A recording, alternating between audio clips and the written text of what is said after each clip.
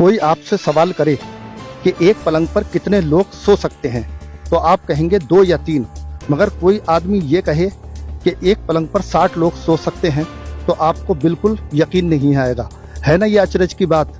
लेकिन संभल के मनोटा गांव में ऐसा कुछ है जो यहाँ पर हमें आने को मजबूर जिसने कर दिया है, और वो है ये पलंग जो मेरे पीछे आप साफ तस्वीरों में देख रहे हैं। इस पलंग पर 60 लोग एक साथ सो सकते हैं और ये हिंदुस्तान का पहला ऐसा पलंग है जो इस परिवार में है। और इसके अलावा आपको कहीं भी ऐसा पलंग देखने को नहीं मिलेगा जो 60 लोग एक साथ एक ही पलंग पर सो सकते हैं। आइए हम इस पलंग को आपको दिखाते हैं और वो बात भी बताते हैं कि ये खौफनाक पलंग क्यों है, क्योंकि इस पर जो सोते हैं लोग फिर वो सोते के सोते ही रह जाते हैं। क्या है इसके पीछे की कहानी, उसे भी हम आपको दिखाने के लिए इस गांव में यहाँ मौजूद हैं। सबसे पहले मैं आपको ये पलंग दिखाऊंगा। आप इस पलंग को साफ तौर पे देख सकते हैं। संभल के मनोटा निवासी मुजफ्फर हुसैन चौधरी के बेटे अथर दिल्ली में वकालत करते हैं। उन्हें एक केस के सिलसिले में हरियाणा जाना पड़ा। वहाँ के गाँव में एक बड़ा पलंग देखा जिस पर 15-20 लोग बैठकर हुक्का गुड़गुड़ा रहे थे। अथर ने तभी सोच लिया था कि अपने गांव में इससे भी बड़ा पलंग बनवाएंगे। गांव लौटकर बढ़ई को बनाने का जिम्मा सौंपा, जिसे बनाने का जिम्मा इकबाल ने ले लिया। मगर इतना बड़ा पलंग पहले कभी नहीं बनवाया गया था। लेकिन कई मुश्किलों के बीच शीशम के पाए और साल की पट्टी से 20 फीट लंबा और 18 फीट चौड़ा पलंग तैयार हुआ। हापुड़ जिले के रहने वाले बुनकर जयप्रकाश नाम के व्यक्ति थे। उन्होंने इसको बुनने का जिम्मा लिया, जिसे तैयार करने में 370 किलोग्राम रस्सी यानी कि 4.25 क्विंटल बांधों का इस्तेमाल किया गया। और 2 महीने में कड़ी मशक्कत के बाद ये पलंग बनकर तैयार हुआ, जिस पर एक साथ 60 लोग सो सकते हैं। हमने यहाँ कुछ लोगों से बात की तो उन्होंने बताया कि लोहे से बड़ा पलंग बनाया जा सकता है, लेकिन लकड़ी के पाए और पट्टी से इतना बड़ा पलंग बनाना आसान नहीं है। पलंग की चर्चा दूर दूर तक है। इसे देखने के लिए भीड़ जुट रही है। जब गांव या आसपास में कोई बारात दूर से आती है तो तमाम लोग इसे देखने के लिए यहाँ पर जरूर आते हैं। एक खास बात गौर करने वाली यह है कि लोग पहले कमरा तैयार करते हैं, फिर उसमें डालने के लिए पलंग या बेड लाते हैं। लेकिन यहाँ मामला उल्टा है। मुजफ्फर हुसैन चौधरी व उनके बेटे अथर चौधरी ने पहले पलंग बनवाया और अब ऐसा कमरा बनवाने का प्लान बना रहे हैं जिसके अंदर ये पलंग सुरक्षित तरीके से रह सके। अभी तक चारों तरफ 4 बड़े स्टूल से तिरपाल डालकर पलंग को बरसात से बचाया जा रहा है। जैसा कि मैं आपको ये तिरपाल दिखा सकता हूँ। इस तिरपाल को आप देखिए। इस पलंग के ऊपर ये 2 बड़े स्टूलों में तिरपाल किसी तरीके से लगाया गया है ताकि बरसात से इसे बचाया जा सके। एक खास बात मैं और आपको जानकारी दे दूं, पलंग बनाते ही अथर चौधरी ने रमज़ान माह में इस पर बैठाकर बच्चों को रोज़ा इफ्तार कराने का फैसला किया था। परिवार में इतने बच्चे नहीं थे तो गांव के बच्चों को भी बुलाया। 60 बच्चों को पलंग पर बैठाकर रोज़ा इफ्तार भी कराया।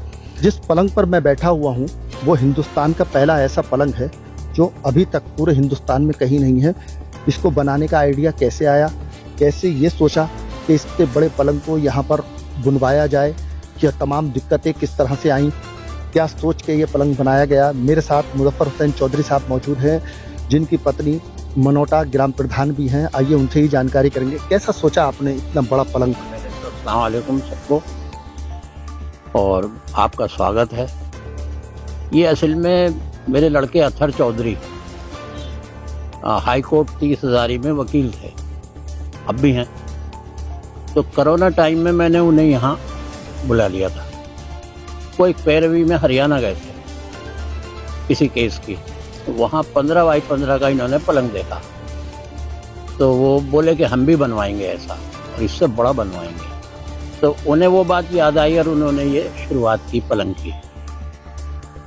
तो सब ये उन्हीं की कोशिश है। अच्छा, कितने क्विंटल बांधों का इस्तेमाल किया गया इस पलंग में?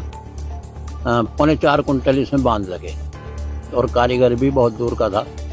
ये गढ़ से आगे एक गांव है हादरपुर, और दलित समाज का बहुत तजर्बेकार था जयप्रकाश नाम का। तो वो बेचारा आराम से बुनता रहा और ये कहता था कि लो ये मेरी आखिरी चारपाई। बड़े दिल से बुनी हुई, सबको बहुत पसंद आई। लोग जुड़ते गए, किसी ने कुछ बताया, किसी ने कुछ बताया और ये सामान इकट्ठा करते। कितने दिन में बन के तैयार हुआ? ये 15 दिन में तो बना और 15 दिन में बुनाई हुई। अच्छा, अब जिस तरीके से ये चर्चा होती है, अच्छा और लोग देखने आते हैं क्या? हाँ, काफ़ी लोग आते हैं। अक्सर ये बारातें जो आती हैं गांव में, तो वो तो सब लोग आते हैं। और ब्लॉक जाने वाले, ब्लॉक मुख्यालय मनोटा में ही है, वो लोग आते हैं, अधिकारी लोग भी आते हैं। अच्छा, मैंने ये सुना है कि पहले पलंग बनाया जाता है, बाद को कमरे का निर्माण होता है। अब इतने बड़ा पलंग, जो शायद हिंदुस्तान में पहला पलंग है ना जी ऐसा? जी जी, फिलहाल ऐसा ही। तो इसको कहाँ रखा जाएगा? चूंकि अब पन्नी लगा के फिलहाल इसका इंतजाम किया गया है इसको बचाने के लिए। हाँ, नहीं, इस पे वो एक झोंपड़ी टाइप शेड डलवाएंगे। हमारे पास पाइप हैं, तो उसका शेड बनवाएंगे 30 बाई 30 का, उसमें ये रखा रहेगा। अच्छा, ये क्या, कैसे, मतलब बेटे के दिमाग में कैसे आई अथर चौधरी साहब के कि हम इतना ही बड़ा पलंग जिस पर 60 लोग एक साथ सोएंगे? हाँ, इसके जब और ये बहुत आरामदेह है, मैं देख रहा हूँ ये बहुत आरामदेह है ये शायद, और इसमें हवा भी बहुत अच्छी आसपास आ रही है। और इस हवा के साथ साथ लोग इसमें सोते हुए भी रह जाते हैं, जब तक उठाया नहीं जाता उन्हें वो बेहोश होकर सोते रहते हैं, इतनी आराम मिलता है।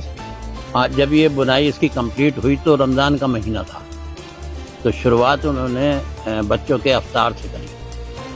तो करीब 60 बच्चों ने यहाँ बैठ के अफ्तार किया था। तो ये अंदाज़ा लगाया कि 60 लोग लेट सकते हैं। अच्छा, ये हिंदुस्तान का पहला ऐसा पलंग है जो आपने यहाँ बनवाया। इससे बड़ा पलंग भी रिकॉर्ड बनवाने के लिए गिनीज ऑफ वर्ल्ड रिकॉर्ड में भी ये सोचा है कभी कि इससे बड़ा और बेहतर होगा तो और भी बड़ा पलंग बनाएंगे? हाँ हाँ, क्यों नहीं, इंशाल्लाह हो जाएगा। सुना पाकिस्तान में पाइप का है, वो लकड़ी का नहीं है बना हुआ, वो भी शायद 20 बाई 20 का ही है। इसमें लगभग कितनी लागत आ चुकी होगी? लागत तो कुछ सामान तो घर का ही था, जैसे ये शीशम, उसके बावजूद भी करीब 1,75,000 के इसमें लग गए। अगर कोई और बनवाए तो कितने रुपए में बन पाएगा? हाँ, लगभग अब उनके पास सामान के ऊपर है कि उनके घर का है, पेड़ वगैरह, 3-4 लाख रुपए मतलब लग हाँ, जाए। में नहीं बन पाएगा।